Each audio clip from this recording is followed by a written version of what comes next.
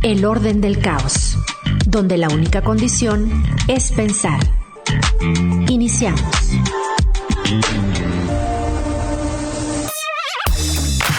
Hola, sean bienvenidos a un nuevo episodio del Orden del Caos. En esta ocasión estoy con el maestro Orlando. Hola, Orlando. Hola, buenas tardes. Un gusto estar acá con Juan Diego, con el compañero Juan Diego en este caso, y obviamente con todos los que han participado, participan y hacen posible este programa.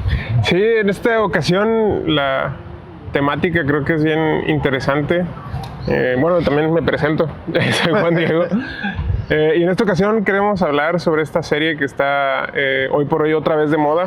Ya se estrenó la primera temporada hace unos años, ya hace varios años, que fue El Juego del Calamar. La primera temporada fue todo un boom y en esta ocasión está haciendo también nuevamente tendencia y demás.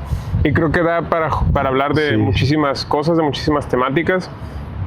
Y en principio me llamó la atención la lectura que me proponías, que es esto del Homo Ludens, y quisiera empezar por acá, ¿no? Sí. Sobre la noción de juego y cómo esta noción de juego ha sido usada como una forma de entender lo que es el ser humano.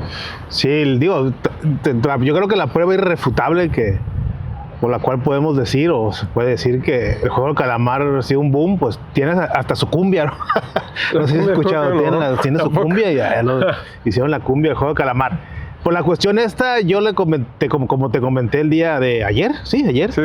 Por la cuestión de Huizinga, ¿no? La cuestión del Homo Ludens y la cuestión del juego como antecedente de la cultura. ¿Por qué? Pues obviamente el propio título de este programa, de esta serie surcoreana, pues dice juego, ¿no? Pero de acuerdo a los de Huizinga, posiblemente ahí viene la pregunta, lanzando a partir que ahorita se va a ir desmembrando poco a poco aquello que queremos comentar sobre el juego, pero yo diría que, por ejemplo, los protagonistas, no recuerdo el nombre de los protagonistas, ¿no? El tipo que logra terminar el juego con vida, ¿sí? Y ganarlo, obviamente, y pues él se puede decir que no está jugando, él es parte del juego simplemente.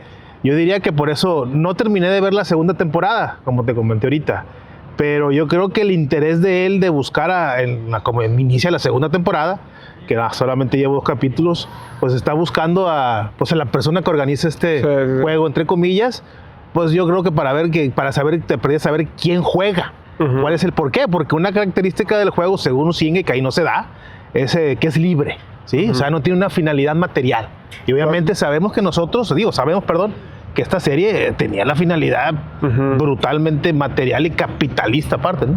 Sí, pero vamos empezando por acá, lo de Huizinga, ¿no? ¿Cuál es su idea? ¿De qué habla él en el libro y demás? La cuestión de que incluso la primera frase... Libro, ¿no? Es Homo Ludens, ¿no? Homo Ludens, es el título. Inicia diciendo que el juego fue anterior, o sea, literal, no recuerdo la frase. Es más viejo, más antiguo, más anterior a la cultura, ¿sí? La cultura el juego es precedente. Sería, si hay una cuestión gradual, como lo comentamos ayer también, pues el juego sería antecedente directo a la cultura. Y volvemos a la libertad, pues ¿por qué? Porque la cultura, de alguna manera, no es libre y no permite la libertad, de alguna manera. Y el juego puede e implica en los momentos, estamos hablando algo así de una prehistoria, sí, en la cuestión de cómo, hablando de prehistoria, de cómo imaginarse cómo se estructuró aquello que llamamos cultura. Porque cuando hice la lectura de Huizinga, recordé otro libro, ¿no? Que se llama El descubrimiento del espíritu. Y por ahí también en las primeras páginas tiene una frase contundente, ¿no? Porque está buscando los antecedentes de cómo se estructura eso que llamamos espíritu, Bruno Snell, este texto, filólogo alemán, comenta que los descubrimientos espirituales son ¿cuál es la palabra que utiliza? Son los... Hay una rata en el árbol. Sí, como dice, los antecedentes, los descubrimientos espirituales, ¿sí? Incluso religiosos, de culto, son lo que forma nuestra cultura, ¿sí? Con cultura en tanto occidentales, ¿sí? esa cuestión y que de alguna manera parte haciendo un análisis de los trágicos griegos, también es de Homero, pero señala cómo incluso el antecedente de la, perdón por decirlo, de la cuestión filosófica, incluso de la ciencia, habla ahí que la cuestión científica nació de los primeros médicos, ¿sí? Y bueno, pues ya sí. Pero yo quisiera seguir hincándole el diente porque creo que es un tema bien importante, la idea, digamos, la premisa con la que Huizinga empieza su análisis. De hecho, me puse a repasarlo por la propuesta y creo que hay muchas cosas bien interesantes de ahí. Pero digo, también atendiendo que vamos a comentar la propuesta que tú tenías en un primer momento, ¿no? La cuestión de la hegemonía. Pero me parece bien poderosa la idea, ¿no? Al menos como un planteamiento de análisis, porque al proponer que el juego es como que la base de lo que luego denominamos cultura, dice él. De hecho, ayer te lo preguntaba directamente porque se plantea una diferencia importante, ¿no? Una diferencia entre ambas, ¿no? Es decir, que la cultura no se entiende como juego y viceversa, que el juego puede ser entendido como algo distinto a lo que se suele entender como cultura. Ajá. Y él habla, o dice más bien que lo que solemos asociar como culturalmente de diferencia entre ambas cosas es la seriedad. Es decir, el juego y la seriedad son dos cosas. La cultura está impregnada de ritos, ¿no? Por ejemplo. Claro, pero el punto es que nos los tomamos en serio. Pues. Sí. Y son ficciones, ¿no? Bueno, pero es que ese sería un punto interesante, ¿no? Hasta cierto punto, lo que señala Huizinga es que si actuases de forma cínica en la cultura, estarías hablando de un juego más que de una cultura. ¿Me explico? Sí, es decir, sí. Por ejemplo, si tú entraras de forma cínica en un acto académico y dices, pues yo no creo en esto, no creo en ser respetuoso, no creo en estas cosas, pero lo hago como de forma sardónica, de forma sarcástica incluso, ahí estás jugando, ¿no? De alguna manera. Porque justamente la característica o lo esencial del juego es no tomártelo en serio. Sí. Y al revés. Me recuerda simplemente como dato, ¿no? Me recordé que en la Universidad de Nueva York, allá en los 80s o 90, no recuerdo perfectamente, un cantante que para muchos ha sido el más extremo de todos los tiempos, cantaba punk, hardcore, Gigi Allen. En la universidad logró que se concretó ahí una presentación y en el escenario se presentó desnudo, ¿sí? Okay. Y lo sacaron inmediatamente, ¿no? Claro. ¿Por qué? Porque la cuestión lúdica de que era un tipo que no conocía límites de alguna manera o buscaba romper los límites, mejor dicho, los conocía y buscaba romperlos de cualquier índole, cualquier naturaleza, y en ese caso pues hizo lo que tú comentas de que jugando con estas normas, pues, no se lo tomó en serio, pues. Sí. Exactamente. La libertad, ¿no? Sí. Exacto. Pero eso es justamente algo bien, que a mí me parece como bien curioso porque no es muy antigua la profesión de jugador. Por ejemplo, actualmente sí hay jugadores profesionales de fútbol. Perdón, sí, ya entendí. Jugadores profesionales de póker, de ajedrez. Gente que vive de eso. Sí, vive muy bien. Ajá, y esa es otra oposición que dice este señor Huizinga que hay entre el juego y la cultura.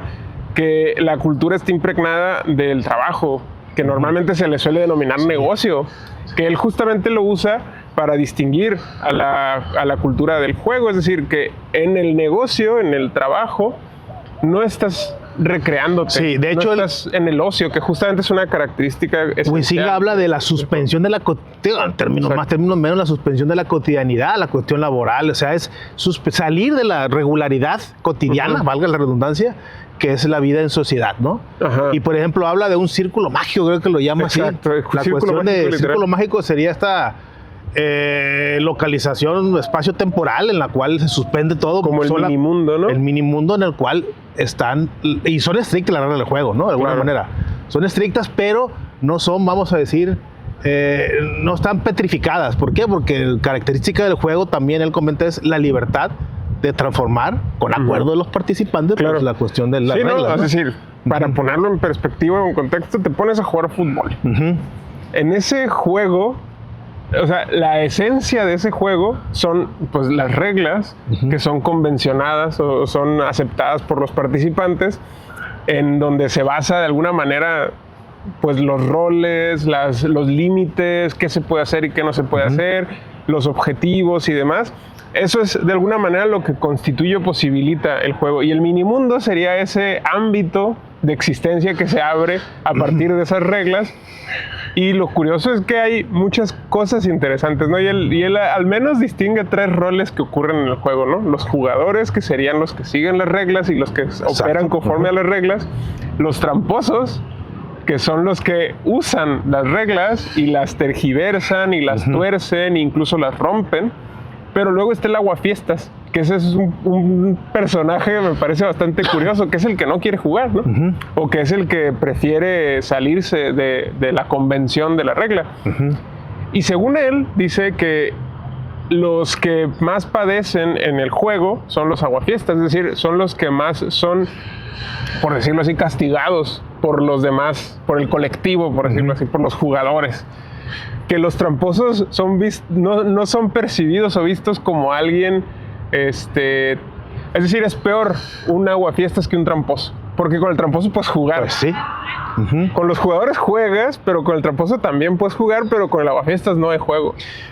Y ese es un poco el rompimiento del mundo o del minimundo del círculo mágico, creo, ¿no? Que es el concepto que él usa, que me parece tremendo. Es decir, usando esa analogía para llevarlo, por decirlo así, al ámbito político, al ámbito cultural que normalmente se suele tomar en serio, que es el de la vida en sociedad y demás, ahí también podemos percibir roles parecidos, ¿no? Es decir, hay tramposos, hay jugadores y hay aguafiestas. Y un poco lo curioso de esta analogía es que permite ver cómo la realidad humana está, para empezar, regida por reglas convencionalmente aceptadas, que pueden ser además torcidas o pueden ser rechazadas.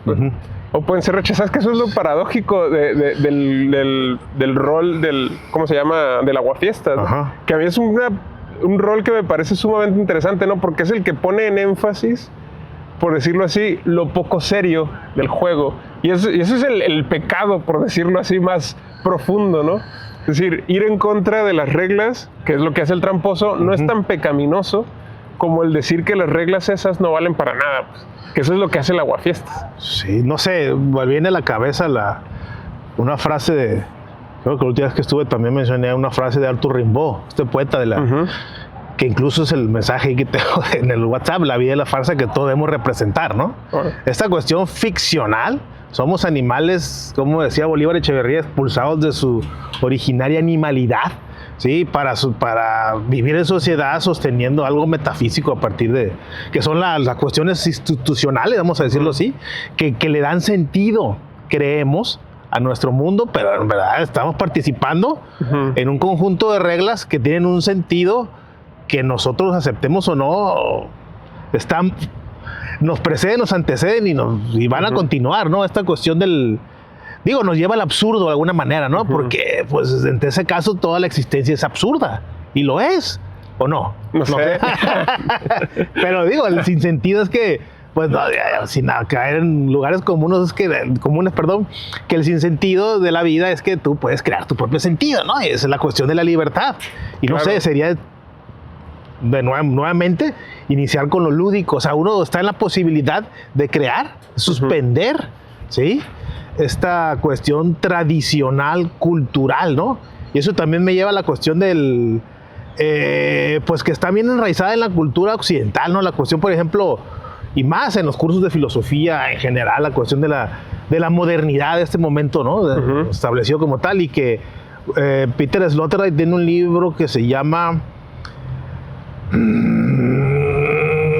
sobre el experimento antigenealógico, no recuerdo el nombre completo, el experimento antigenealógico de la modernidad, creo que se llama, ¿sí? No más recuerdo, creo que no es así, pero diría el Chavo el 8 y le dice esa, ¿no?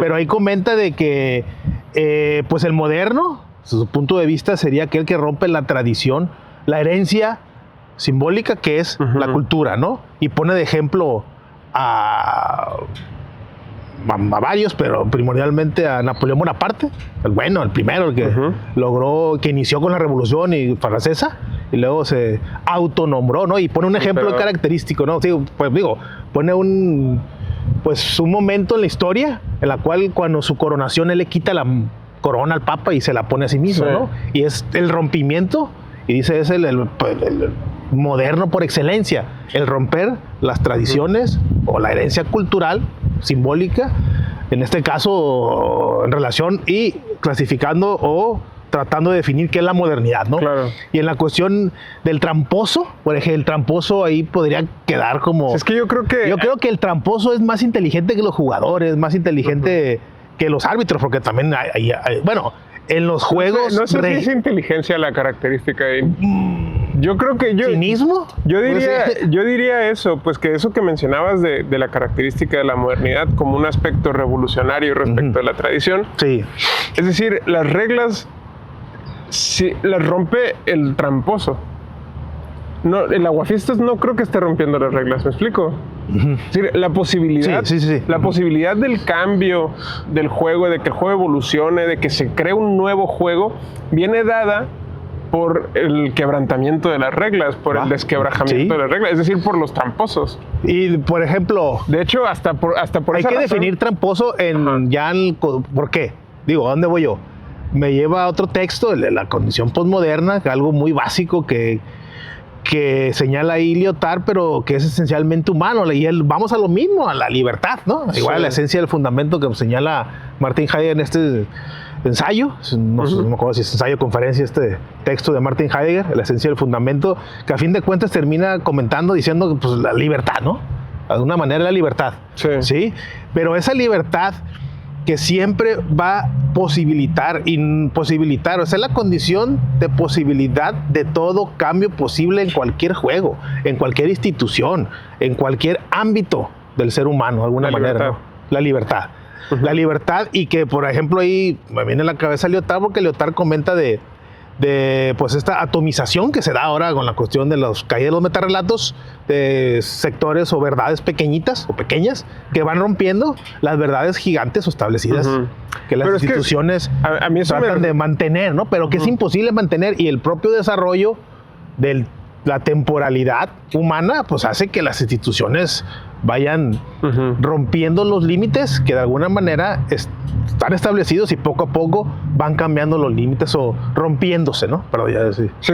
No, o sea, creo lo interesante de este planteamiento de que la libertad es algo que está como opuesto a las reglas, a mí no me satisface del todo, porque hay varios, especialmente estoy recordando ahorita teóricos de la música, por ejemplo, violinistas, gente pianistas, y gente que ha convivido mucho con ciertas reglas de cómo tocar el piano y de cómo se debe de hacer esto y de cómo se debe de hacer lo otro.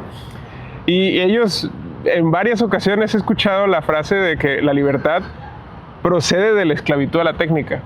Y eso me parece bien curioso, porque lo plantean como diciendo, el hecho de que puedas hacer cosas procede, o de que tengas la libertad de hacer diferentes cosas, procede de que primero conozcas las reglas que te permiten o no te permiten hacer ciertas cosas. Es decir, de un sometimiento a la técnica, ¿no? Es decir, de un sometimiento al juego. Sí, y digo, me viene a la cabeza inmediatamente el ejemplo de la improvisación en jazz, en progresivo, ¿no? Por ejemplo. Hay discos, por ejemplo, de King Crimson. No es sentarte temazo, y que te valga gorro las reglas y tocar a lo tonto, sino que es justamente la posibilidad de romper la regla deriva de un conocimiento muy claro de la regla y de un dominio de la regla.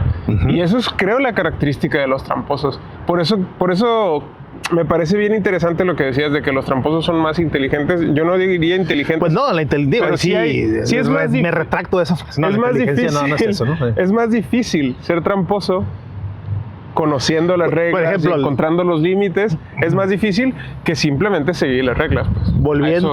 Volviendo al juego del calamar, esta serie, yo nomás he visto 2 capítulos de la nueva temporada, segunda, cuando el tipo, pues si no mal recuerdo, parte de las reglas era que él terminando el juego se fuera, ¿no? De ahí, de la ciudad donde estaba, que va a tomar un avión, ¿no? Algo así. Y él rompe eso y empieza a buscar a al quien organiza el juego, ¿no? Pero hay varias cosas ahí bien interesantes, ¿no? Que justo al principio mencionabas esto de la libertad como un componente del juego. Es decir, que para jugar tenemos que estar de acuerdo, ¿no? Tenemos que conocer todas las reglas y estar de acuerdo con ellas. Ajá. Y eso es algo que pasa efectivamente en el juego del calamar. Aparentemente todos ahí saben a qué van. Pero digo, siendo estrictos, digo, ¿no? Sí. Aquí yo creo que este programa es que no debe ser estricto, ¿no? Y no lo es, ¿no? Pero la cuestión o sea, tiene una utilidad, tiene un fin material, pues. Los partidos, pues, de la ganancia del dinero, pues. Los jugadores, en el juego del calamar, pues. Sí. Digo, ahí se rompería la premisa o la característica que... De que el juego sea un fin en sí mismo y que no lo hagas por una ganancia. Sí, o sea, el juego, según parte de ahí, Huizinga, la que es fin, ¿no? En sí mismo, ¿sí? Es fin en sí mismo, no es un medio. Ahorita me venía a la memoria, no me acuerdo quién es este literario, creo que es gringo, literario estadounidense, literato, que decía algo así de que $1 ganado a través del juego es mucho más dulce que $1 ganado a través del trabajo. No, sí. Es decir, no son iguales. No. Por eso ahí hay un detalle interesante de que cuando ganas algo en es que hay juego, un factor de goce en el juego, ¿no? O sea, nadie juega si no lo disfruta. Sí. Yo por eso los jugadores, perdón, del calamar, esta serie, o sea, no están disfrutando ni madres, ¿no? O sea, perdón. No sé. Sí. Bueno, de alguno que otro sí ha de haber. Digo, no sé. Es que, porque también nos remite a la cuestión de los cuerpos gozosos que habla el inconsciente. Pero independientemente de eso, es que yo no creo que estén ahí coercionados.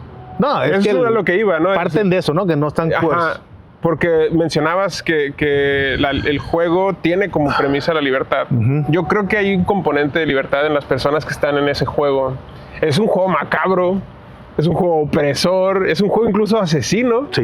Y aún así hay distintas personas que, porque esto es importante decirlo, con cada juego que ocurre dentro del juego del calamar, tienen la posibilidad de votar si se quedan o se van. Creo que en la primera temporada solamente lo hicieron en el primer juego, ¿no?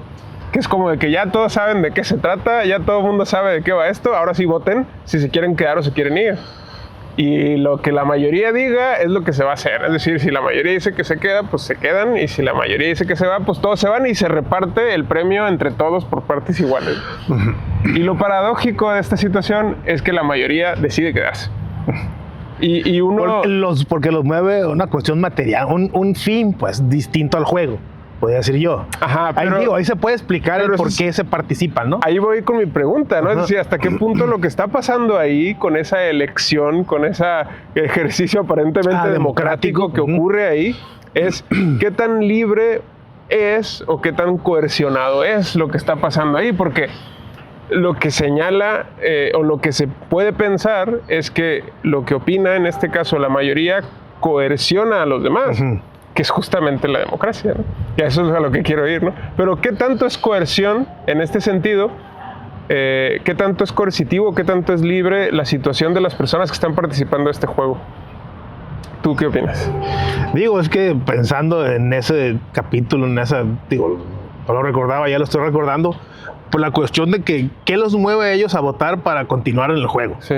¿Qué los mueve? Sería la pregunta. Yo creo que la pregunta es obvia, ¿no? Son el libres, interés. No, ¿qué los mueve? O sea, son libres, pero a la vez están sometidos. Condicionados. Son libres, pero esclavos de sí mismos. ¿Qué quiere decir eso? O sea, juego de palabras, pero son libres, pero prefieren no serlo. ¿Sí?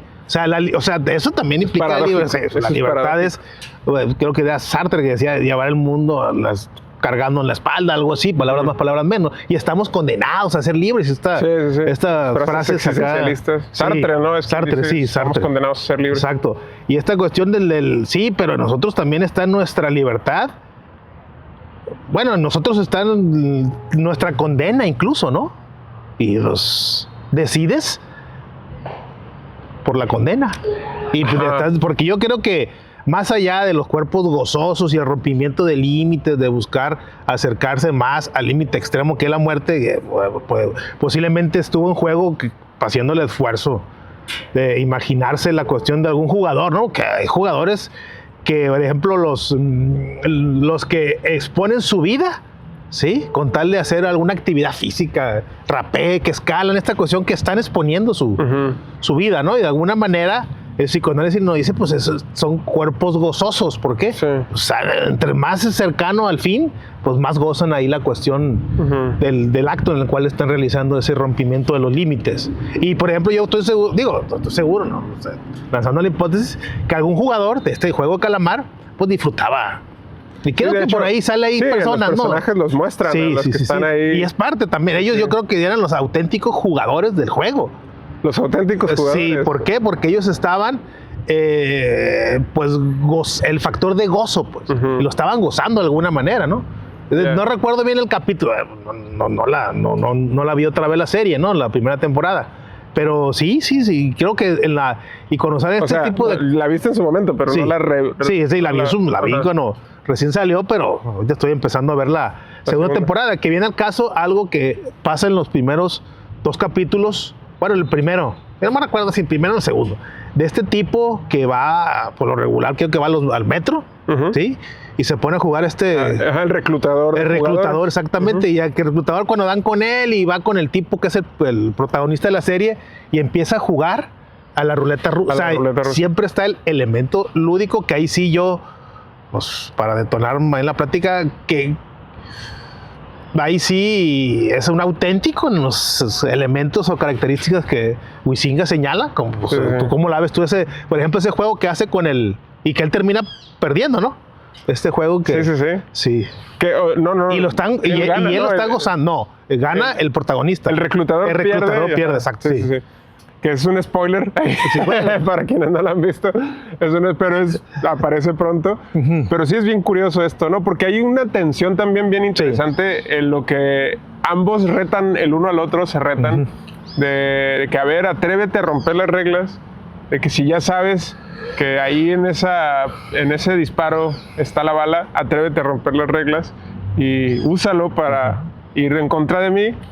Y con eso estás yendo en contra de tus principios, ¿no? Algo así. Sí. Señala está esa tensión, ¿no? De que quién es el que sigue las reglas, quién es el verdadero jugador, como si fuese algo honorable. Esto es bien interesante también.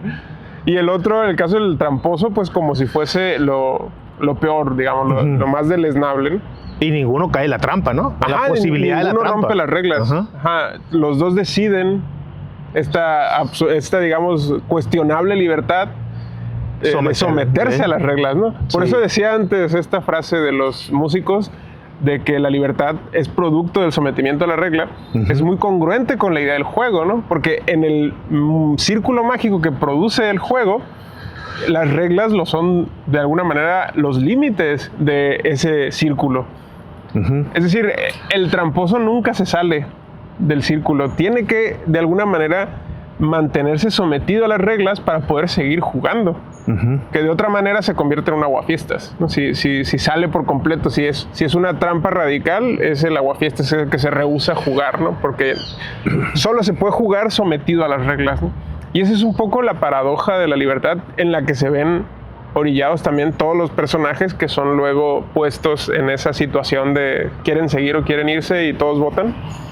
Y la cuestión acá es que en esa primera escena en donde los dos están jugando a la ruleta rusa y deciden seguir jugando, pues es bastante fácil asumir que hay ahí un ejercicio de libertad, ¿no? Un sometimiento voluntario, un consentimiento a continuar el juego.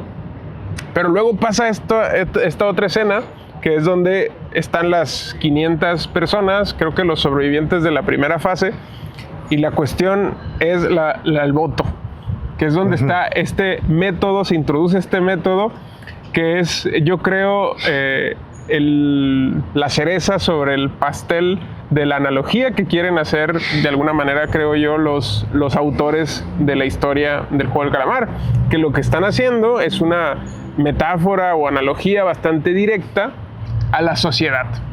Podríamos decir surcoreana, pero pues en realidad fácilmente podemos vernos representados en lo que nos están contando, ¿no? Como dicen, en este caso esa metáfora o esa analogía que vemos en la serie es una mentira que cuenta la verdad, ¿no? En esta frase que se suele adjudicar al arte, porque en verdad podemos ver ahí muchos componentes retratados de nuestras condiciones. Y uno en el que me quiero centrar es justamente la democracia, ¿no? Es lo que ocurre justamente en esta votación, que aparentemente creo que es 1 o 2 votos los que distinguen a los que se quieren quedar de los que se quieren ir, y finalmente se toma la decisión. Últimamente vemos está muy de moda criticar a la democracia. ¿Tú qué opinas de este método de toma de decisiones colectivas? ¿Crees que es engañoso? ¿Crees que es una forma de simular libertad? ¿Consideras que es legítima? Por ejemplo, ¿no? La cuestión de... Bueno, la verdad es lo que se puede hacer con las mentiras, ¿sí? De alguna manera. Por ahí un texto de epidemias... ¿Cómo era la frase? La verdad es lo que se puede hacer con las mentiras. Sí, porque es un juego de ahí que parte Peter Sloterdijk, en un texto habla sobre la cuestión política, las pandemias políticas, no sé cómo se llama el texto, pero aparte de que de una frase atribuida a Rasputín, la fuerza de la verdad, ¿sí? Aquí dice la verdad es lo que se puede hacer con las mentiras, si no me recuerdo ahí la frase, ¿no? ¿Y por qué en relación con la cuestión política? Porque, por ejemplo, la democracia, y lo vimos aquí nosotros y en todas partes, en la democracia no llega el más preparado, no llega el mejor, llega el que tiene más votos. La democracia es, ahí sí, por más puritano o teórico que pueda ser, la democracia es cuantitativa. Sí. ¿Sí? El voto de una persona con doctorado, postdoctorado, lo que tú quieras, vale exactamente lo mismo que una persona sin estudios, ¿no? Lo cual es parte de las reglas de la democracia, que ser cuantitativa, ¿no? Igualdad entre los participantes. Sí, igualdad junto con equidad y otras cuestiones ahí, pero pues la democracia es el sistema político, de organización política de los estados, pues el que sigue siendo el más cacaraqueado como el menos el menos peor de los sistemas políticos. El mejor actual. De los que conocemos. El mejor. Bueno, pues yo digo, porque muchos, por ejemplo, hablan la escuela italiana, la caquistocracia, creo, Miguel Ángel Bovero creo que fue el que acuñó ese término, si no me equivoco. Sí, que era alumno directo de de cacos, que significa malo. Sí, caquistocracia, que es algo de ver los peores, y eso lo acuñó el poder de los Berlusconi malos. Estaba en el poder allá en Italia, ¿no? La cuestión que al gobierno elegimos los peores, ¿sí? ¿Por qué? Porque aparte la democracia actualmente, y lo vemos en Estados Unidos, es un concurso de popularidad. Sí. Eso es, lo saben. Pero ¿cuál es el punto con lo que dices? Es decir, que por esa razón tú crees que no es como una buena manera. O sea, yo diría, de tomar decisiones. Como lo comentamos también, ahí hay un texto de Rancière. Sí. Charles Rancière, que habla, se llama El odio a la democracia, ¿no? Un texto pequeño, pero pues habla parte inicia hablando, vamos a decir, mal de aparentemente, ¿no? Pero termina reivindicándola, que es el sistema con el cual podemos que las minorías participen, acuerdo con las reglas que ella misma establece, para que todos aquellos que en otro sistema quedarían fuera, ahí están los canales idóneos para su participación, y en dado caso el llegar a tomar decisiones. Que ¿no? Para muchos otros ese es uno de los lados tremendamente negativos que tiene la democracia, que produce lo que muchos llaman la dictadura de las mayorías, ¿no? La demagogia, ¿no? Que sería la forma pervertida de las mayorías, ¿no? Sí, pues porque en democracia ganan las mayorías. Y en ese sentido, ¿qué onda con las minorías? Quedan oprimidas, quedan reducidas a la nada, quedan en buena medida sometidas en esta situación de oprimidos y sometidos, y opresores. Las mayorías se supone que son en democracia capaces de oprimir. Y en este caso se oprimen a las minorías. Pero, digo, sin caer en lugares comunes, pero hay que tener claro que la cuestión de más allá de mayorías y minorías, que sí, así trabaja, así se desarrolla y se ejerce la democracia, es lo que debe es la ley, ¿sí? O sea, ¿en qué sentido? La ley, la norma que regulan que aquellas personas que participan, o sea, mayoría o minoría, pues no sean afectadas por la toma de decisiones de las mayorías. O sea, hay esta Bueno, sí, pero la ley también es puesta por esas mismas mayorías. Sí, pero Es el problema. esto lo estaba viendo en México, ¿no? Lo que están comentando de la Claro. toma de decisiones o que la elección de juzgadores, ¿no? Sí. Que con la bandera de la democracia, que también, bueno, hasta sin ánimo de caer en cuestiones, confrontar y eso, hasta el mismo Hugo Chávez se decía democrático, ¿no? Sí. Es que eso voy, que La democracia también es como un caballito de Troya, vamos a decir. Claro, o sea, sí. eso ha sido, vamos a decir, el caballito de Troya, por ejemplo, de Estados Unidos, Norteamérica, ¿no? Para invadir, Claro. que hay que llevar la democracia, hay que ejercer la Sí. libertad. Que esta cuestión también, la democracia no deja de ser una categoría que está cubierta de alguna manera por un exceso de una sacralización, Es- quiero decir, es eso, sí, se o sea, asume como sí, si fuese sí. un valor absoluto. ¿no? Exacto, Ajá. sí. Yo estoy, la verdad yo sí estoy convencido de que la democracia es un método muy bueno para tomar decisiones Sí. sociales y decisiones políticas. De hecho, me considero en ese sentido demócrata. Ujú. Francamente, me asusta la idea de las alternativas no democráticas. Pero el problema, creo, deriva de cuando se le atribuyen a la democracia expectativas que no le corresponden. Exacto, ese es el Por problema, ejemplo, ¿eh? que se le atribuyen expectativas como de la democracia es el camino para lograr el mejor resultado posible. No es el objetivo, ni tiene la capacidad la democracia. Sí, no recuerdo la frase de un politólogo conservador que decía que la marca de la dictadura es la certidumbre y la marca de la democracia es la incertidumbre. Pero hay que apostar por la incertidumbre, porque Claro. yo creo que es inhumana la cuestión de tener por las esa razón. condiciones para que todo piense que sea.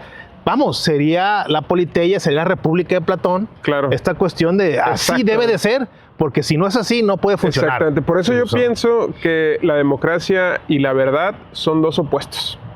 Es decir, la democracia no puede operar si hay verdad.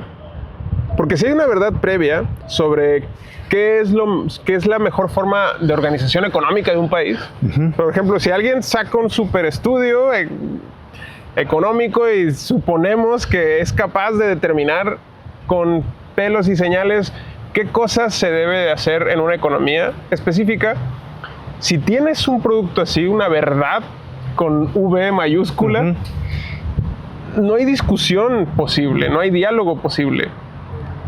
De hecho, Aristóteles comenta que las verdades que no pueden ser falsas no son verdades, son necesidades. Es decir, son necesarias, pues, es decir, son absolutas, pues, porque la característica interesante de la verdad es que puede ser falsa. Es decir, bueno, no voy a entrar a definir exactamente qué es esto porque aquí nos vamos un rato, pero es muy interesante, ¿no? Bueno, pero siendo muy, muy llanos y palmarios en lo que quiero decir, es que, por ejemplo, para Aristóteles la verdad es una propiedad de los juicios. Es una propiedad de los juicios de reflejar o de decir adecuadamente a las cosas.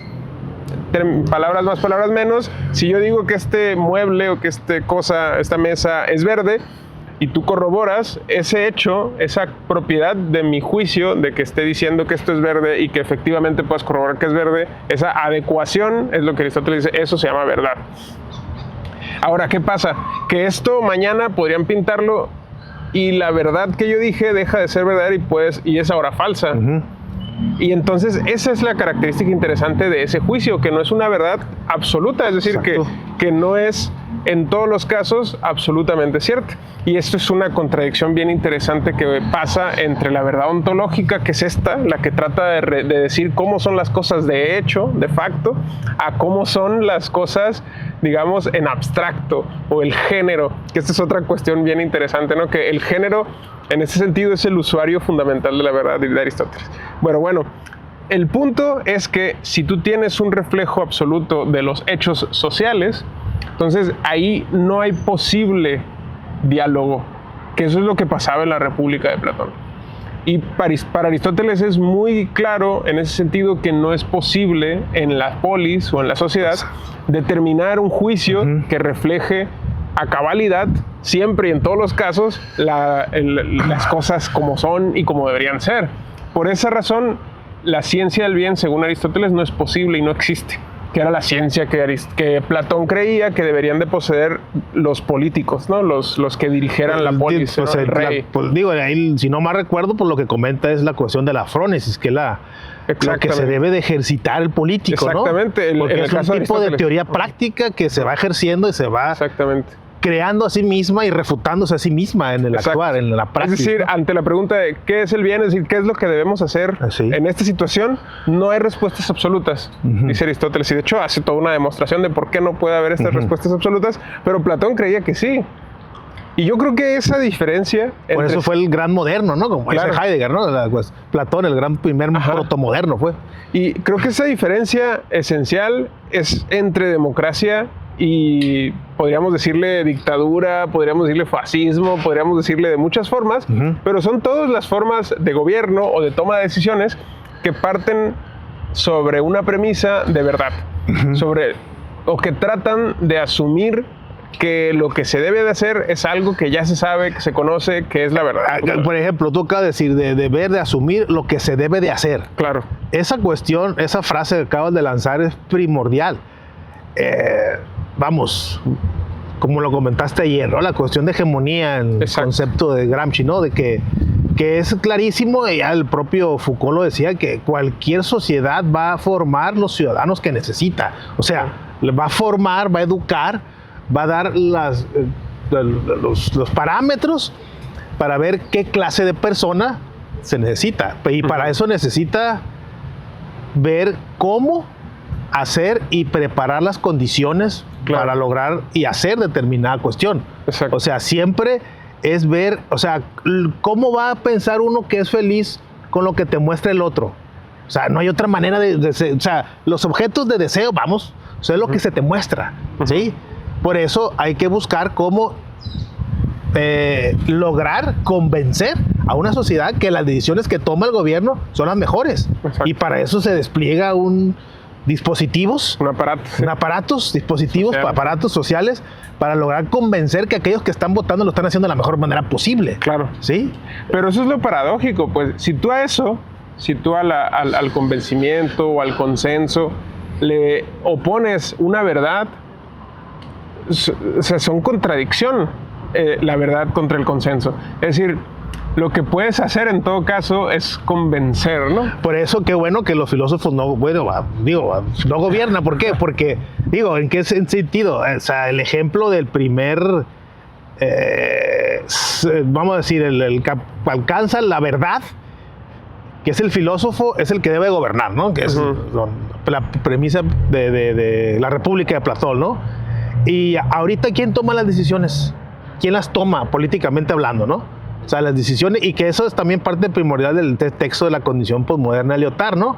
Que recordemos que es informe sobre el saber, creo que es el subtítulo del texto. Pues es ese aparato social moderno por excelencia que es el Estado, ¿no? Pero el Estado da las herramientas para legitimar a aquel que emite los enunciados, que en este caso pueden ser... Pero eso es lo que yo no estoy de acuerdo. Fuera de la cuestión filosófica, la verdad, los mejores enunciados o mejores resoluciones en ciertos sectores económicos, agrícolas, lo que tú quieras, se dan en donde estamos nosotros, en la universidad. La formación que te da la universidad te legitima para que tú seas especialista en ontología. Por ejemplo. Sí, que por ejemplo tú estás clasificado, o sea, determinado que eres especialista en esta cuestión, pues, porque una institución te dio eso. O sea, la forma es, el reconocimiento que se da a partir del consenso de que la persona determinada, esta persona, es la que sabe. Sí, pero eso es un poco mi problema con la oposición, porque yo creo que existe algo así como la verdad, como el conocimiento, pero no creo que ese sea el método o la premisa a partir de la cual se debe ejercer el poder en una sociedad. Yo creo que... Es decir... yo creo que es el argumento que te estoy diciendo de que pues Platón era de esta... Platón buscaba eso. Exactamente. Y que así debería ser. Que el poder tenía político la verdad. debería de subordinarse al poder epistémico, por decirlo de alguna manera. Porque la verdad no deja, como tú lo comentaste, ejemplificando muy bien la cuestión de Aristóteles y la verdad. De hecho, ¿no? La cuestión de la verdad es social, y en cuestiones sociales, obviamente, pues se va desenvolviendo, ¿sí? Sí. Lo que ahorita lo que hace 100 años era el hombre, ya no lo es. Claro, pero esa es la paradoja, ¿no? Que tiene o que entraña la verdad. Que dicen la verdad de tan verdadera se vuelve sospechosa por esa razón, ¿no? Porque la verdad tiene la paradoja de que puede describir los hechos y puede conocer, por ejemplo, cómo son los seres humanos, cómo son de hecho las universidades en México. Eso podemos conocerlo y estudiarlo y tener estudios y datos sobre cómo son esos hechos, y en ese sentido estamos produciendo conocimiento y estamos produciendo verdad. Ahora, eso, convertirlo en una norma, es hacer política, y es donde yo no estoy de acuerdo. ¿Me explico? Porque eso implica que dices tú, bueno, así son las universidades, pues entonces eso significa que así deberían ser las universidades. Y esa es la paradoja de la verdad, que convertir el hecho en una ley es el resultado de hacer política a partir de la verdad, que es donde yo no estoy de acuerdo, digamos, que es el paso en el que yo no estoy de acuerdo que debe darse, pues. La cuestión es, lo que tú manejas lo que comentas tú de la verdad como determinante para tomar decisiones políticas, es también, es que lo estamos viviendo en muchos, o sea, lo estamos viendo en México, puede ser, en otro sentido, con otras personas en el mando de este país, pero es una verdad, o sea, parten de que tienen la verdad histórica, la verdad moral. Ese es un problema, ¿sí? Y es un problema para muchos y para otros no. ¿Por qué? Porque, o sea, vemos nosotros aquí en México que infinidad de políticos están abrazando, esa verdad. Pero lo están haciendo por un interés muy particular. Pero ¿sabes qué? A mí eso... Por esa razón es que lo de Gramsci me parece una buena herramienta, ¿no? Porque según Gramsci, esto de la hegemonía que comentábamos ayer... Yo creo que, o sea, yo creo que en México se está viviendo mucho de la cuestión de cómo desplegar esta categoría de hegemonía. Sí. Lo estamos viviendo en México nosotros. Es que por eso... Y yo creo que es algo natural. O sea, lo mismo, volviendo a la frase esta de Foucault, o sea, toda sociedad busca crear, organizar, formar los ciudadanos que necesita a partir de un ideal. Claro. Y que de ahí parte la cuestión de Gramsci, ¿no? La cuestión de un ideal. Sí. Es que eso son dos formas, ¿no? De tomar decisiones. O estás de acuerdo o te obligo, ¿no? Sí. Son dos formas básicas. Si tú estás de acuerdo, no te puedo obligar. Y si estás obligado, no puedes estar de acuerdo, ¿no? Es decir, el consenso y la coerción son dos cosas opuestas y que son excluyentes, son mutuamente excluyentes. Tú no puedes ser o consentir algo si estás siendo coercionado. Y de hecho, se invalidan, ¿no? Los contratos que son firmados por obligación y demás. Coerción de la voluntad. Exactamente. Y por otra razón también, o al revés también, es decir, no puedes ser coercionado si estás consintiendo algo, ¿no? Entonces, en ese sentido, si tú estás, según Gramsci, ejerciendo el poder sobre la base del consentimiento, tú tienes hegemonía en una sociedad. Si tú estás ejerciendo el poder sobre la base de la coerción, lo que tienes es pues, prácticamente una dictadura, podríamos pensarlo así, porque la base del ejercicio de un gobierno que toma decisiones ante un pueblo que lo desaprueba en su mayoría, según Gramsci, eso es prácticamente una coerción, ¿no? Tío, de alguna manera hechos históricos en México y en todas partes del mundo, cuando hay un gobierno que participa con ciertas normas democráticas, te está respondiendo lo que digo. ¿En qué sentido te responde eso? La cuestión de las encuestas de opinión. Sí, a mí me han hablado infinidad de veces teléfono para preguntarme qué opino de los gobernantes, ¿no? Claro. ¿Por qué? Porque es primordial saber el sentir, conocer el sentir de eso. Es decir, si la sociedad consiente el ejercicio del poder, eso se llama hegemonía. Que eso es lo interesante, por ejemplo, del despliegue del poder norteamericano, que ha sido una de las hegemonías más interesantes, la hegemonía que nos ha tocado vivir y que es muy interesante entender cómo funciona. Pero una de las características tremendamente interesantes es que es consentido el poder que ejerce esa hegemonía hasta cierto punto de que se vuelve en un opresor imitable, ¿no? Es decir, que los oprimidos a disfrutan su opresión, sí. Que dicen que es como ese chiste que te voy a ahorcar y el ahorcado responde, pero ¿me das tú la cuerda o la tengo que traer yo? O sea, es decir, esa persona está aceptando ese sometimiento. Y en ese sentido estamos hablando de hegemonía según Gramsci, ¿no? Si cuando hay una base de una mayoría de personas que aprueban el ejercicio del poder o que consienten el ejercicio del poder. Y eso es justamente lo que vemos en el juego del calamar. Es decir, vemos un despliegue hegemónico porque vemos un sometimiento de las mayorías a las reglas del juego. Las reglas que son, si ustedes sobreviven a esto, se llevan un dinero. Uh-huh. Esas son las reglas que les pusieron y ellos se someten a esas reglas. Y en ese sentido lo que está ocurriendo ahí no puede ser coerción, sino que es efectivamente no, yo creo consentimiento. No es coerción, es totalmente consentimiento. Y eso es justo lo que creo que producen o que buscan las democracias, el consentimiento de las mayorías, pues. Es decir, ese es el objetivo de la democracia, ¿no? Hacer que las personas se sometan a unas reglas. Y por esa razón la característica... ¿Toda la democracia sería como un juego? ¿O cómo? Claro, eso es a lo que voy. Por eso me gusta mucho la analogía del Homo Ludens de Huizinga, porque me parece que refleja bastante bien la idea que se quiere transmitir en el juego del calamar.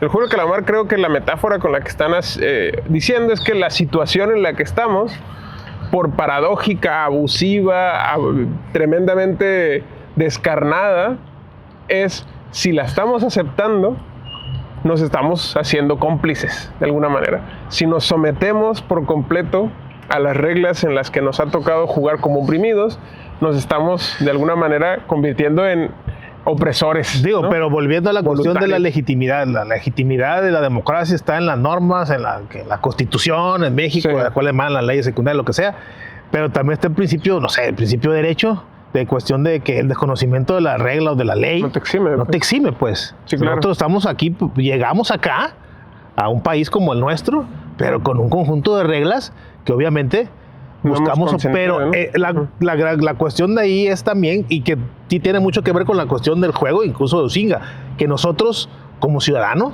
como gobernantes, porque los ciudadanos se convierten en gobernantes, o sea, buscan y generan el rompimiento de esas reglas con la creación de otras. O sea, también se va dando esta cuestión de la libertad que se da en el juego, que implica y que también tiene que ver con la cuestión de la hegemonía de Gramsci, que Gramsci habla, los intelectuales juegan un papel primordial. Claro. ¿Para qué? Para alcanzar el consenso, ¿sí?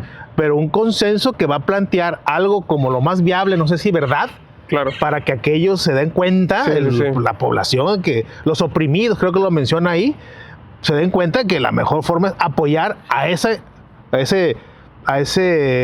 nuevo príncipe, que lo llamo, que es o sea, es tumbar el Estado y crear otro, de alguna manera, ¿no? A partir de la hegemonía. Que eso es otra forma, que en mi opinión, de hacer lo mismo que quería hacer Platón, ¿no? Platón quería someter el poder a la verdad, a la ciencia, pero en este caso es la ciencia la que se somete al poder. Sí, y eso vivió en carne propia él, ¿no? Ajá, pero eso me parece que es muy parecido. Eso creo que sí hay un componente, digamos, de política platónica, ¿no? Por llamarlo de alguna manera, pero que se le podría llamar dictadura, que se le podría llamar fascismo, por parte de estas personas que terminan subordinando la ciencia al poder político. Y sin embargo es una realidad que está presente en prácticamente todos los académicos que se pueden estudiar. Por más que le rasque uno a los académicos, empieza fácilmente a ver cuáles fueron sus conexiones, ¿no? Con los poderosos y demás. Pero el punto al que quiero llegar es que lo interesante de la democracia, y por lo cual yo, por ejemplo, me considero una persona que apoya ese sistema de gobierno, es porque justamente indica los mecanismos a través de los cuales cambiar las reglas del juego. Es decir, que en una democracia sana, saludable, no hay reglas absolutas, sino que las reglas son como el juego, son mutables, ¿no? Sí, no, y para eso está la cuestión del estructurado, legítimamente la cuestión de las reformas, toda esta cuestión, ¿no? O sea, sí, sin problema, ¿no? Es decir, incluso se puede transformar, se puede reformar la Constitución, ¿no? Porque la misma democracia o el mismo sistema político, la República Democrática, como lo describe la Constitución, te da la posibilidad que tú modifiques esa Constitución, ¿no? Sí, sí. Por eso es la paradoja de esto de la dictadura de las mayorías que se menciona y que incluso se usa para, de alguna manera, desestimar a la democracia misma. Porque pues es que produce una situación de oprimidos y de opresores. A mí me parece que en esa situación lo que están haciendo es como que imponerle una expectativa a la democracia que no necesariamente tiene que cumplir, que es justamente la de generar una inclusión de todas las minorías, que eso es un paradigma interesante, que es un termómetro que se usa actualmente para calificar a países más democráticos o países menos democráticos, ¿no? Que son los que incluyen a las minorías o los que las excluyen. Lo paradójico de esto es que se parte de la base de que en una democracia pues todos deberían de tener una representación y una voz y todo esto. Y eso me parece que es totalmente cierto. Que es lo que al final de cuentas termina diciendo de alguna manera Jacques Rancière. La cuestión de la democracia pues es esto, pero pues es la que posibilita y garantiza, da los medios para que la minoría, los que no tienen voz, participen. Porque esa es mi cuestión, no por decreto. Pero porque ahí es una contradicción, ¿no? No, pues no. Es decir, sí. Si tú por tratar de evitar una dictadura de las mayorías, produces una dictadura de las minorías, es el mismo problema, pero digamos que invertido, ¿no? Es decir, si tú por decreto dictaminas que debe de haber una situación específica para generar un balance, estás partiendo sobre la base de que conoces cómo debe ser idealmente ese balance y volvemos al esquema platónico, de que debemos conocer cuál es la verdad y cómo es el deber ser para generar poder político. Y eso es, creo, el gran problema o la gran paradoja de las democracias actuales, que han querido buscar caminos de democratización a partir de la imposición, a partir del decreto. Y eso creo que es lo que produce que las sociedades en buena medida rechacen estas inclusiones. Pero vamos a ver, hay de democracia a democracias, ¿no? Vamos a decir. Porque pensemos en los países que son realmente primer mundo. Finlandia, Noruega, son estos países que no tienen los problemas o ignoramos los problemas que tienen ellos, porque están en otro contexto, su verdad, vamos a decir, práctica en la democracia, su situación es distinta y por lo tanto, pues nosotros tenemos unos problemas distintos a los de ellos. Pues, o sea, la democracia, nosotros aquí en México, quiero decir, la padecemos y la ponemos en tela de duda. ¿Por qué? No olvidemos que se han hecho ciertas encuestas a nivel Latinoamérica en la cual, si no mal recuerdo, le preguntan a los encuestados si está de acuerdo en sacrificar alguna de sus libertades con tal de que la violencia, por ejemplo, disminuya. Y siempre, y gana, pues. Sí, gana. ¿Sí? El sometimiento libre a la regla. Pues. Sí, está. O sea, es un ejemplo con eso. O sea, hay un interés por encima de otro. O sea, hay cosas como seres humanos, siempre sacrificamos ciertas cosas para hacer otras. Claro. Y eso es una toma de decisiones, a fin de cuentas, también la democracia, ¿no? Ajá, sí. Pero justo a eso voy. Es decir, pero, perdón, hay que tomar las decisiones, por eso la importancia de los institutos independientes al Estado, porque deben de educar, formar y hacer el esfuerzo para concientizar de los temas que estamos acá comentando, ¿no? O sea, ese es lo esencial de la educación, ¿sí? Pero que sepamos tomar con la mayor cantidad posible de opciones una decisión. Porque si lamentablemente tenemos en nuestro contexto la visión que cierto grupo hegemónico va a querer que aceptemos y que nos va a estar borbandeando con cierta información que creemos que es la única, pues nuestra decisión va a ser coartada, delimitada por ese ámbito de posibilidad de ese horizonte. O sea, necesitamos abrir el horizonte, ¿sí? La cuestión de abrir más el horizonte, porque creemos que el horizonte es lo que tenemos acá, pero es todo lo que nos... O sea, infinidad de posibilidades. Bueno, claro, no infinidad, pero son las posibilidades las que se presentan. Pues. Ajá, pero a eso voy. Entonces, ¿deben o no deben de gobernar las mayorías?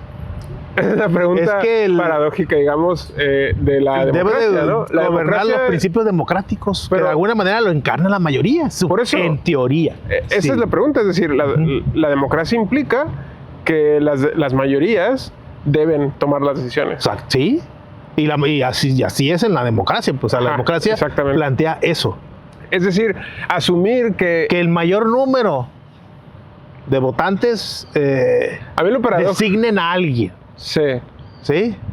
Porque eso de que gobiernan las mayorías también es como esta sacralización, vamos a decir, de que no, es que el gobierno del pueblo, vamos, ¿sí? Sí. Y el pueblo no lo encarga, o sea, vamos a decir, podemos decir que sí y que no, que el pueblo no está encargando a ninguna persona, ¿sí? Claro, sí, es una entelequia. Sí, es una abstracción. Exacto, ¿sí? Y en todo caso es un mito, ¿no? Sí, exacto, Es un mito. es una construcción narrativa, Sí. de legitimación política. Niña. Pero a eso voy, que justamente se puede medir el sentimiento popular. Se hace todos sí. los días, ¿no? Se miden con estas encuestas qué tantas personas están conformes o no están conformes, ¿no? Y es interesantísimo ver, por ejemplo, cómo las democracias más maduras, de acuerdo con los rankings internacionales, no generan consensos. Sus gobiernos no son capaces de generar consensos, al menos no por encima de los 50%, que esa es la mayoría simple, ¿no? Le dicen. Por ejemplo, en muchos de los ámbitos políticos de las democracias maduras, estoy pensando en Europa, en Asia, en Estados Unidos, Canadá, los que ganan con 30%. Es decir, ganan con un 30 y tantos y demás. Incluso después de que llegan a ser gobierno, logran aceptaciones en torno a esos números y por debajo del 50%. Digo, para matizar lo que yo me acuerdo hace ya años, en el Estado de México fue muy sonada una elección, allá cuando todavía estaba el PRI, como duro, fuerte, como el 5, no sé qué porcentaje, pero mínimo, eligió a su gobernante. ¿Por qué? Porque fue o sea, las reglas del juego son estas, debes de participar, Sí. pero nunca participa, o sea, ya 70% creo que es lo más que... Sí, no, por ejemplo, en México... Pero, o sea, la participación fue tan poca, y de esa poca ganó una que hace que la minoría tomó la decisión por todos, pues. Sí. La minoría tomó la decisión por todos, partiendo de la premisa de que son las reglas para que la mayoría gobierne. Claro. Ahí está la paradoja. Es una perversión en ese sentido del ¿Cómo que la mayoría de la democracia? Pues sí, votó eligió el 10% eligió. Del o sea, padrón, ¿no? ¿De dónde? Pues sí. Ajá. ¿De dónde es mayoría? Pues. Sí. Que eso es un argumento que se suele emplear también, por ejemplo, en el caso de México, que el padrón está compuesto por 90 millones, alrededor de 90 millones, y votaron en México creo que alrededor de 50 y tantos millones. No sé si llegaron a 60 millones. Y 30 millones, algo así, mantienen que fue la cantidad de votos que le dio. Sí, que ganó con un mayor al 50% del padrón, ¿no? Que ese es lo interesante de la hegemonía que estamos viendo en México. Yo creo que no es despectivo, ¿no? Como se suele a veces usar la palabra hegemonía de una forma negativa. Simplemente describe una situación en la que hay un gobierno que es admitido o aceptado por las mayorías, y eso es lo que estamos viviendo en México. Y eso no es usual, paradójicamente no es usual en las democracias del mundo, digamos, en las democracias maduras incluso. Eso es lo paradójico que me resulta a mí, ¿no? Que las democracias en ese sentido ya no están logrando generar hegemonías en este sentido del que estaba hablando antes, es decir, generar los consensos necesarios para poder estar representando a la mayoría de su población. Entonces, ¿a quién representan? ¿Me explico? Esa es la paradoja de la democracia que vivimos en la actualidad. Porque si se considera que la hegemonía, que es la representación de las mayorías, o al menos el sometimiento de las mayorías a través del consenso, un sometimiento libre. Exacto.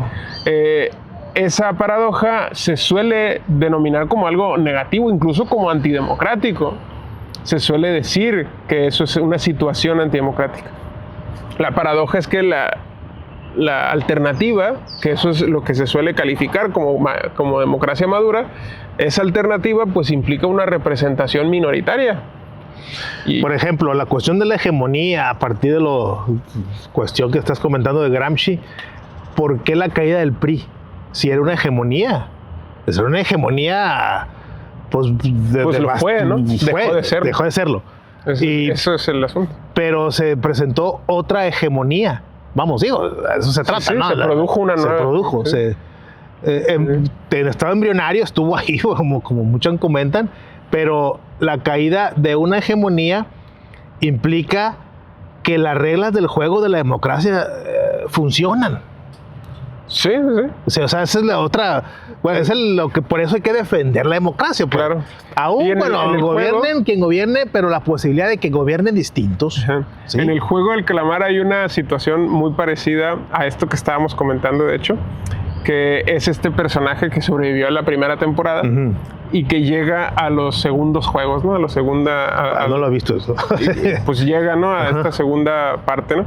Y pasa algo paradójico, ¿no? Él ya es alguien que ya vivió eso, es alguien que ya parte sobre la premisa del conocimiento de la verdad, que es algo que mencionaba antes, y él trata de emplear como premisa su conocimiento de la verdad, es decir, la frase es: yo ya estuve en estos juegos, entonces obedézcanme, ¿no? Porque háganme caso, porque yo los voy a ayudar a sobrevivir a estos juegos que yo ya los conozco. Entonces ahí hay una situación muy interesante que es literal lo que estábamos comentando, de que es el sometimiento del poder político al conocimiento de la verdad, que es justamente lo que él está reclamando, este personaje en la segunda temporada. Lo que él le pide a los demás participantes del juego es que le hagan caso para de ese modo sobrevivir. Pero también está por más categorías filosóficas, ontológicas, políticas, está el factor humano, que es, al final de cuentas, ¿qué haces tú con la verdad? Claro. O sea, es lo que por pasa, eso hay que buscar que llegue una persona. Es lo que empieza a pasar en la serie, que la gente dice: espérate, o sea, no te voy a hacer caso, aparte no tengo por qué creerte.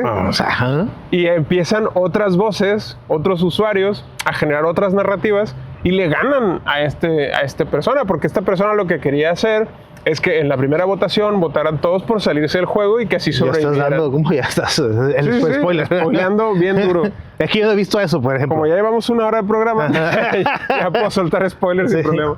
Entonces, él empieza a hacer ese juego, ¿no? Entonces, empieza a querer traducir su conocimiento de la verdad en poder político y se topa con pared. Es decir, las personas no responden ante esa actitud o ante ese... Porque, ¿qué pasa? Pues las personas tendrían que creerle y deciden no creerle en muchos casos. Y de hecho, eso es lo que pasa en el primer juego, que es que una vez que las personas ya vieron a qué se atienen, que es que si no ganan, van a morir, aún así deciden que el dinero es más importante. En su situación, porque están tan arrinconados por la situación, de hecho es la premisa del juego, que es que como están tan endeudados, como tienen problemas económicos, son personas que están desesperadas por el dinero, ¿no? Igual que en la primera temporada.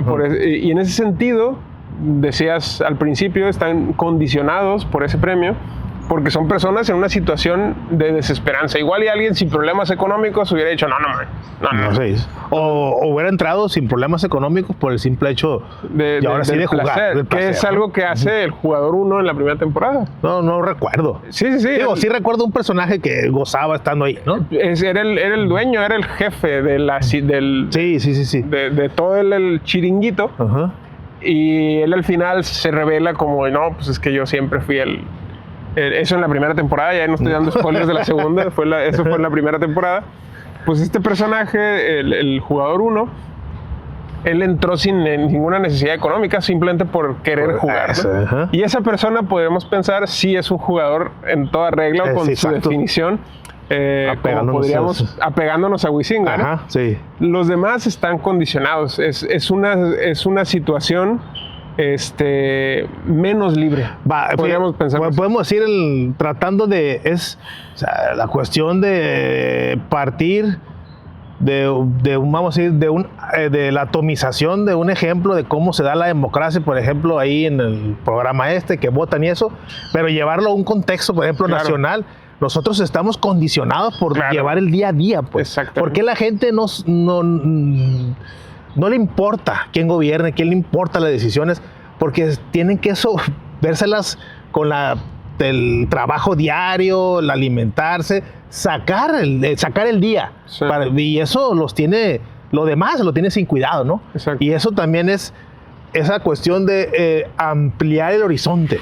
Saber que las cosas pueden, a fin de cuentas, ¿no? Que eso es la filosofía desde es darse cuenta que las cosas bien pueden ser de otra manera. Que esa es otra forma de pervertir a la democracia, ¿no?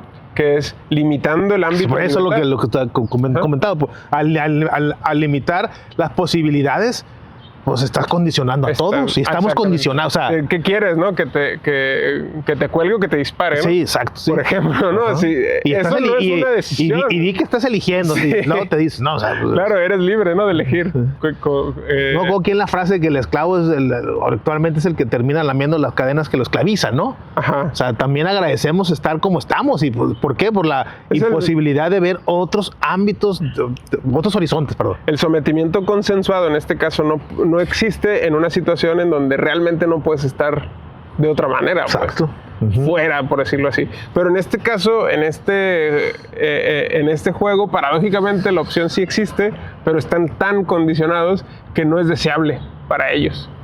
Que eso es una condición mucho más fuerte que la condición material. Es una condición ideológica la que tienen estas personas. Es decir, es una condición que está en sus mentes, que no está en la materialidad. Es decir, materialmente ellos pueden votar de salirse e irse. Eso es algo materialmente real aparentemente en el juego, porque nunca lo vemos que pase eso. Sin embargo, aparentemente es posible y nunca lo eligen porque tienen esa condición en su mente, que eso hace que su libertad esté totalmente pervertida, por decirlo así. Ahora eso, si tú tienes una situación en donde hay una condición social, por decirlo así, una restricción mental a una determinada serie de decisiones, ¿es eso libertad o no es libertad? ¿Es eso consenso o no es consenso? ¿Eso es una farsa de la democracia? ¿Es una perversión de la democracia? Es que la cuestión no sé, el pez está nadando, ¿no? O sea, necesitas tú saber qué otras posibilidades tienes para decir si sí o no, pues. Pero al no tenerlas, tu ámbito de decisión queda restringido a ese, vamos a decir, usando el término de Huizinga, ese círculo mágico, ¿cómo le llaman? O sea, círculo mágico. Tu círculo de existencia está determinado a partir de lo que conoces de la misma realidad. Exacto. Y, o sea, si no conoces más posibilidades, piensas que solamente Coca y Pepsi, pues, de alguna manera, pues. Y esa es la cuestión que vamos con Gramsci, que Gramsci habla de la hegemonía siempre, y por eso da el énfasis en los intelectuales, en los dispositivos, vamos a decir, en la formación, la cultura. Claro. Habla primordialmente de la cultura, porque necesitas convencer a alguien que está bien. Exacto. ¿Sí? Y ahí está más difícil.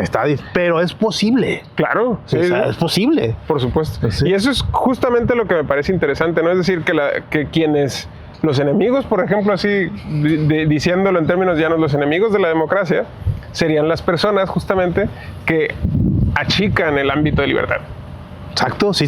Que achican el ámbito. Pero hay veces que el gobierno o los que están en la hegemonía buscan achicar eso. Exacto, ¿no? porque está un ideal. Pues. Porque o sea, el poder. A partir de un ideal, ellos buscan que no te des cuenta de otras cosas y te achican el ámbito de. Claro, el ámbito de acción. Sí. Y te restringen tus opciones, ¿no? Por decirlo así.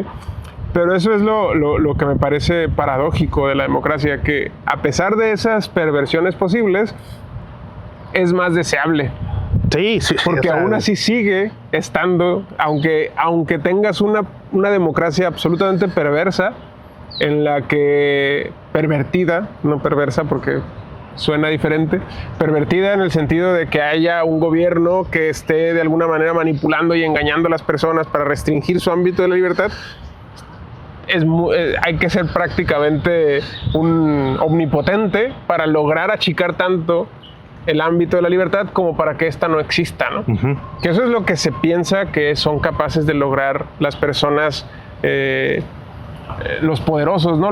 Por ejemplo, por esa razón no me gustan las teorías conspiranoicas, por esa razón no me terminan a mí nunca de convencer, porque normalmente suelen atribuirle a los poderosos muchas más capacidades de las que realmente tienen. Sí, y eso lo vemos en la política. Se le atribuye a expresidentes, por ejemplo, una inteligencia, ¿no? Una capacidad. O sea, pues, tranquilo, o sea, no para tanto. ¿No? Eran tipos tontos e inteligentes en algunas cosas, ¿no? Exacto. O sea, mitologizan. Pero eso es lo que iba a decir. Terminan dándole el ámbito o la categoría de hacen un ser mitológico, y a ese ser mitológico, bueno, tiene una función muy particular, echarle la culpa de todo, ¿no? Claro. Sí, por eso puede hacer cualquier cosa. Exacto. Y pudo hacer cualquier cosa, incluso lo hizo, lo hicieron, ¿no? Sí, por esa razón no creo yo que ese escenario perverso o pervertido de la democracia sea una razón para renunciar a ella. ¿Me explico? No. ¿Me explico? Siempre va a ser mejor la incertidumbre, la democracia, tal y como lo comenté en esta frase, que la certidumbre de cualquier otro sistema que no posibilite el ejercicio de la libertad. Por eso en este juego del calamar yo nunca hubiera estado de acuerdo, por ejemplo, con que el personaje que es el infiltrado, ¿no? el que vuelve a jugar, el que ya conoce la verdad, que él sea capaz de tomar las decisiones. Yo no estaría de acuerdo, porque esa idea iría en contra de la posibilidad de la democracia, que a mí me parece, en ese contexto específico, aunque logre peores resultados, el hecho de que produzca consensos, aunque estén con todos sus errores y demás, me parece más deseable que la situación en la que una persona detente el poder de manera radical, y menos todavía cuando éste deriva del conocimiento de la verdad. Que eso me parece que es el fascismo platónico que muchas personas añoran y quisieran ver una persona poderosa que conozca la verdad, que sea buena, incluso. Sí, igual. Así como en México incluso la atribuyen casi religiosos, divinos, perdón. Los atributos del dictador son casi divinos, ¿no? Que hay personas incluso que he escuchado por ahí, hay un influencer en especial, tengo en mente, que por ejemplo dicen, no, es que Porfirio Díaz es una de las mejores cosas que le ha pasado a México. Sí, eso es bien curioso. Sí, o este fue el peor que le ha pasado a México. Sí. Terminan siendo dos extremos. Que eso es justamente el extremo al que tiende la renuncia a la democracia. Que eso es un poco la razón por la que creo en última instancia vale la pena sostenerla, incluso con sus graves defectos, que es un poco la paradoja que tiene. Pero bueno, podemos dejarlo por acá. Te agradezco mucho, creo que ha sido una plática interesante, y les agradezco mucho a quienes nos han escuchado. Les invito a que nos sigan a través de nuestras redes sociales, a través de Facebook, Instagram, YouTube y TikTok. Y también nos pueden escuchar a través de Radio UAS los lunes a las 3 de la tarde, por acá en el 96.1. 96.1 de su FM. De FM, acá en Culiacán. Y pues de nuevo les agradezco, y te agradezco a ti, Orlando. No, gracias por la invitación y la charla tan amena. Sí, nos seguiremos viendo en próximos episodios. Gracias. Hasta luego. Esto fue El Orden del Caos, un espacio donde hablamos de cine, series, libros y tendencias actuales desde una perspectiva filosófica. Un programa de la Facultad de Filosofía y Letras, conducido por Marco Sanz y Juan Diego Béjar. El Orden del Caos, donde la única condición es pensar.